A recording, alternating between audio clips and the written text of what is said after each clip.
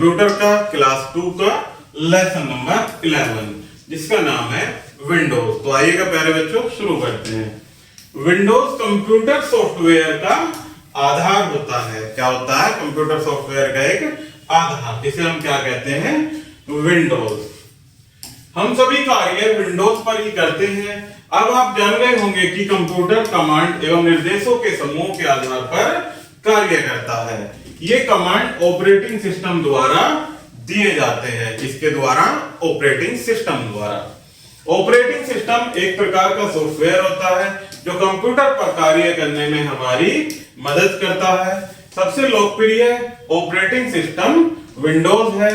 जब हम कंप्यूटर चलाते हैं तो आप उस पर कई प्रकार की गतिविधियां देखते हैं। कुछ ही पलों में कंप्यूटर पर विभिन्न प्रकार के परिवर्तन दिखाई देते हैं। ये परिवर्तन ऑपरेटिंग सिस्टम में ही आते हैं। कंप्यूटर की इस प्रक्रिया को हम बूट अप प्रक्रिया कहते हैं। जब आप कंप्यूटर चालू करेंगे तो कुछ पलों के बाद उस पर एक प्रकार की विंडो देखेंगे। कुछ समय पश्चात कंप्यूटर पर एक स्क्रीन दिखेगी जिस पर छोटे छोटे चित्र एवं उनके नाम अंकित होंगे। इस कंप्यूटर को डेस्कटॉप कहा जाता है। कई लोग अपने डेस्कटॉप पर फूलों के सुंदर चित्र, एनिमेशन, कार्टून आदि लगाते हैं। आप उनको जब चाहें उन्हें बदल भी सकते हैं। ये देख सकते हैं प्यारे बच्चों, इस प्रकार से हम क्या करते हैं?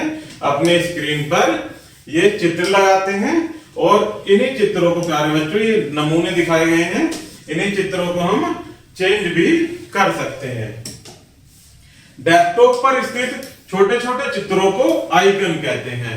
ये जो आइकन होते हैं प्यारे बच्चों, यहाँ आप देख सकते हैं छोटे छोटे, ये जो इधर बने हुए हैं, ये सभी क्या होते हैं? आइकन।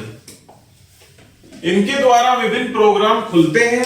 इन प्रोग्रामों को आप डबल क्लिक करके खोल सकते हैं। माउस के द्वारा डबल क्लिकिंग करके ओपन कर सकते हैं।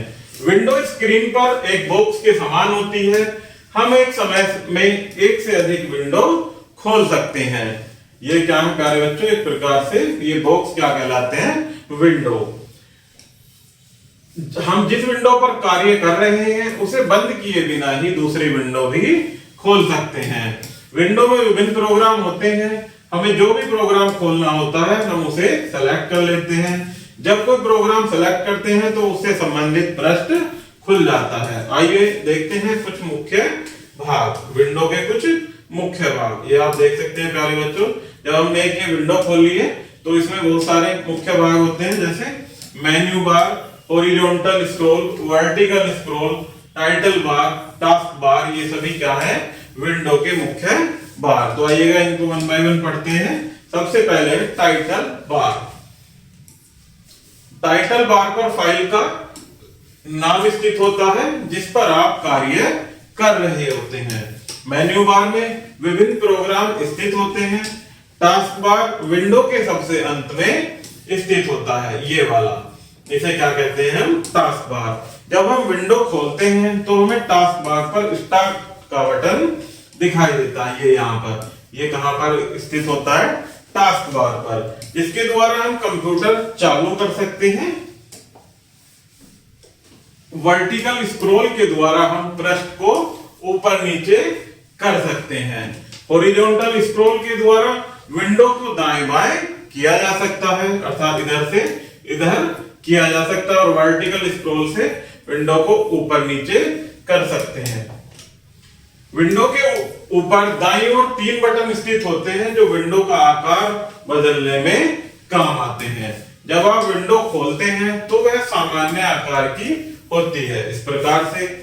आगे है मिनिमाइज।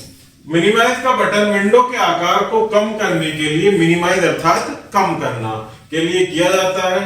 यदि आप इस बटन पर क्लिक करेंगे तो विंडो का आकार आइकन के समान हो जाता है एवं टास्क बार पर दिखने लगता है। यहाँ पर वो लास्ट में जो टास्क बार होती है यहाँ दिखाई देने लगता है। मैक्सिमाइज। मैक्सिमाइज बटन, इसका प्रयोग विंडो का आकार बढ़ाने यानी मैक्सिमम करने के लिए किया जाता है।